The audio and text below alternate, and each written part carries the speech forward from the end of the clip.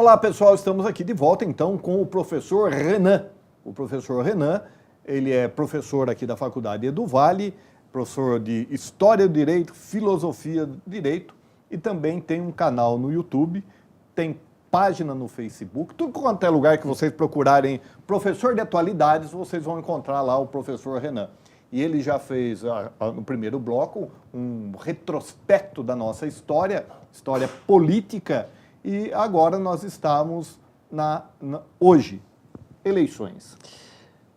E vimos tratando que chegamos aqui, né, nessas eleições, em que a tendência é, de fato, que o Bolsonaro leve, porque até se não levar, nós vamos ter um Congresso novamente travado, porque você tem um Congresso e um Senado que apoia o cara, a maioria, e você tem, de repente, o Executivo que não combina com o Legislativo, a gente vai cair de novo num problema em que um vai tentar barrar o outro, e assim, isso é muito comum, por exemplo, em eleições municipais, em que você elege, digamos assim, vereadores de uma chapa, o prefeito é de outra, e fica 4 anos parada a cidade, porque os vereadores tentam barrar o prefeito barra os vereadores e a gente trava. Com a presidência funciona do mesmo jeito. Se a gente tiver um Congresso e um Senado de uma forma e um presidente que não concorde com isso, vai ser complicado para ambos. Mas, Renan, pelo estilo dele, pelo estilo do Bolsonaro aí, você acha que ele vai conseguir conversar com o Congresso? Eu tenho a impressão, Wagner, que assim, ele é um populista, ele tem uma forma de falar muito próxima do povo. Sim. E eu acho que a partir do momento que você está na presidência, conversar com o Congresso dá-se um jeito. Mas só no toma lá da cá? E é o que ele tem pregado, que ele não vai entrar no toma lá da cá. Mas é complicado, porque assim, existe um Congresso assustado. Sim. Existe um Congresso assustado. E renovado. E a gente não sabe, por isso que é difícil, porque é a pergunta de R$1 milhão, saber o que vai acontecer, porque é difícil saber qual é a postura que esse Congresso vai adotar a partir de agora. Quem vai acontecer provavelmente um beijamão a partir do dia 1º de janeiro, no qual vai todo mundo ir atrás de quem está ganhando.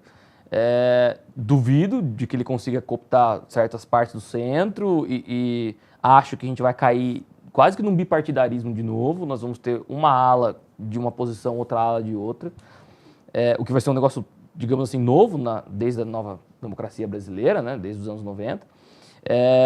Também tenho medo até, né, de que ele não consiga conversar, de que ele não consiga fazer alianças, de que ele não consiga nem chegar ao ponto de efetivamente governar de fato e que algumas coisas o travem.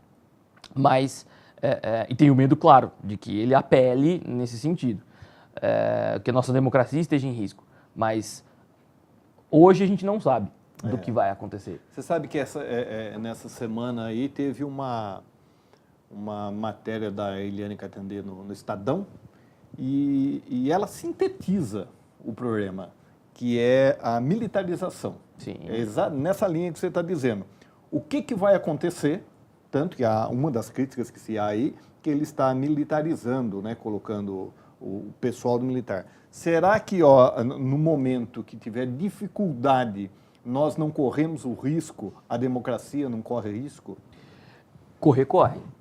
E aí a gente vai ter algumas situações. A primeira é que, assim, é uma situação em que esses caras, esses militares que ele puxou, ele não puxou sozinho. Houve uma aceitação gigante da população a essas pessoas. Porque justamente quando você tem uma democracia em que as pessoas não confiam nessa democracia, a tendência é que a gente apele a figuras de segurança.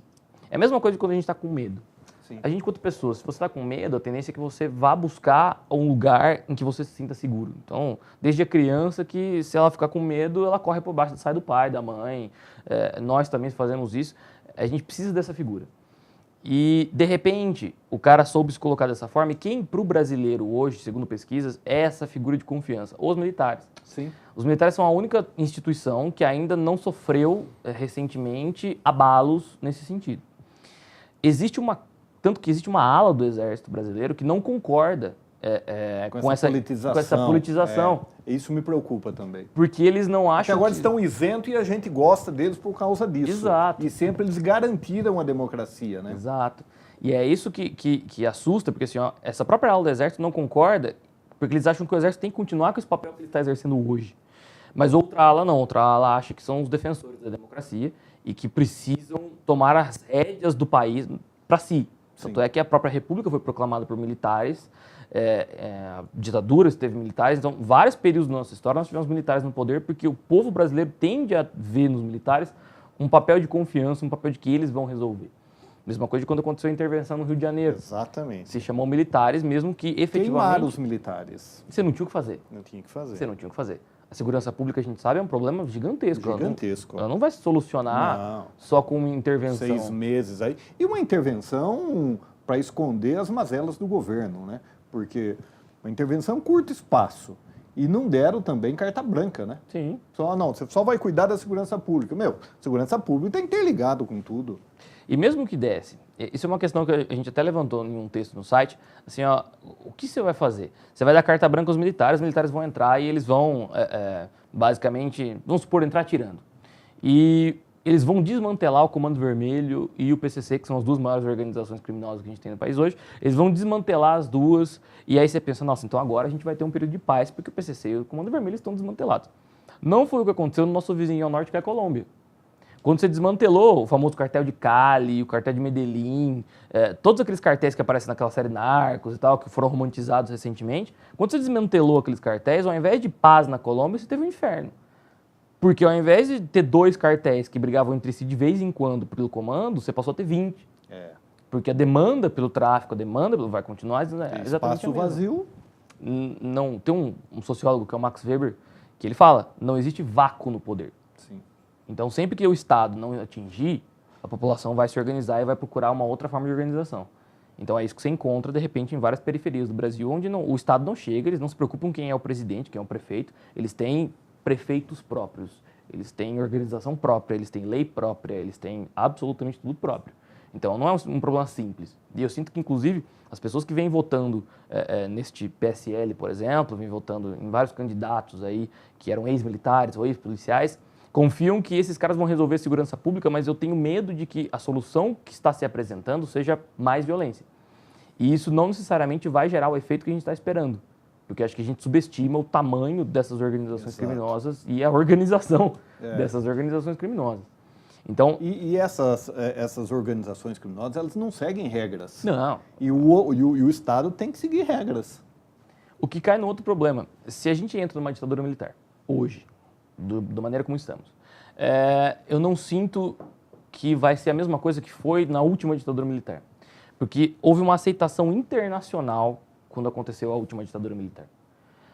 A gente estava na década de 60, era Guerra Fria, os Estados Unidos tinham acabado de perder Cuba, digamos assim, para a União Soviética, e havia um medo gigantesco nos americanos de que outro país da América entrasse, né, para o Pacto de Varsóvia. E quando isso aconteceu, os americanos teve a crise dos mísseis, teve toda a situação, e os americanos morreram de medo e passaram a apoiar ditaduras na América Latina toda. Em algumas, os Estados Unidos, inclusive, se meteu para que houvesse um golpe militar, como foi o caso do Chile. Então, não era só o Brasil que tinha uma ditadura militar na década de 70. Era Brasil, Argentina, Peru, Uruguai, Chile, vários países da América Central. Havia um contexto para isso. Então, não houve nenhum boicote. Agora, você imagina hoje se alguém do governo, seja Bolsonaro, seja Mourão, seja quem for, levanta a voz para dizer, olha, a gente vai fechar o Congresso, vai fechar o Senado e a gente vai fazer uma ditadura hoje. Eu pergunto que país apoiaria isso? Não tem clima. Não tem clima, não tem contexto. Então, assim, se por um acaso essa é a esperança de quem está votando, ou a esperança dos próprios caras que estão entrando no poder de dar um golpe ou de querer instalar uma ditadura militar, vai ser triste, porque não tem muito como a gente... Não tem contexto. Acho que a palavra é essa. Não tem contexto. A maior parte dos nossos investimentos hoje vem da China. E, inclusive, é uma questão. Muita gente critica, o próprio Bolsonaro critica o comunismo, nós vamos caçar os comunistas, para que o Brasil não vire a Venezuela. E, de fato, a situação da Venezuela é vergonhosa. É 1.000.000% de inflação ao ano. E tem gente que apoia, hein? E tem gente que apoia, é óbvio, é vergonhoso. Só que existe a Venezuela, que é um país comunista pobre, existe Cuba, que é um país comunista pobre, mas se a gente começar a falar muito mal do comunismo, a gente pode perder o apoio dos comunistas ricos, que no caso é a China, que hoje sustenta a nossa agricultura. Então, se a gente perde apoio dos comunistas ricos, entende? Que existem, é uma hipocrisia gigantesca, eu não vou nem entrar nisso. Mas assim, se a gente perde apoio da China, o que sobra da nossa economia? Porque a gente é um país exportador agrícola. Se de repente a China resolve impor algum boicote para a gente, eu não sei o que seria da nossa economia. Eu acho que talvez a Venezuela seja até um ponto de refúgio para a gente, mas da situação que a gente poderia entrar. E, óbvio, o Bolsonaro fez uma viagem ao globo e não passou pela China, passou por um vizinho não grato da China, que é Taiwan. E houve uma reprimenda da embaixada chinesa à campanha dele. Então a gente tem que ficar esperto com isso, porque, óbvio, não vamos fazer comércio com a Venezuela, nem com Cuba, não vamos nos aproximar dessas pessoas. Eu acho perfeito. Agora, cuidado, né? Porque não são os únicos países comunistas do mundo e a gente pode ficar bastante mal visto, ainda mais se houver uma ditadura militar com a hipótese, com a desculpa, digamos assim, de caçar comunistas no Brasil. Porque também comunista no Brasil, para mim, é um pouco lenda, assim. Eu não conheço muito, não sei se você conhece, mas não é do tamanho que se prega por aí. Professor Renan, muito obrigado para as suas considerações finais agora. Bate-papo muito interessante e voltaremos outras vezes de outros assuntos para nós falarmos. Com prazer. A palavra é sua. Wagner, eu agradeço por estar aqui, agradeço pelo espaço, agradeço pela palavra. Sempre que você quiser, só me chamar, eu venho, a gente bate um papo tranquilo. Foi um prazer enorme estar aqui hoje, agradeço a audiência e, se quiser, professor de atualidades, a gente mexe com atualidades para vestibular, para concursos, esse é o foco do site, a abordagem que a gente usa é a abordagem utilizada nesses concursos e vestibulares mais famosos do país aí, e a gente mensalmente aí está postando vídeos e procurando sempre trazer informação para todo mundo. Muito obrigado. Obrigado.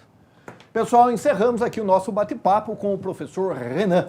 Até a próxima semana.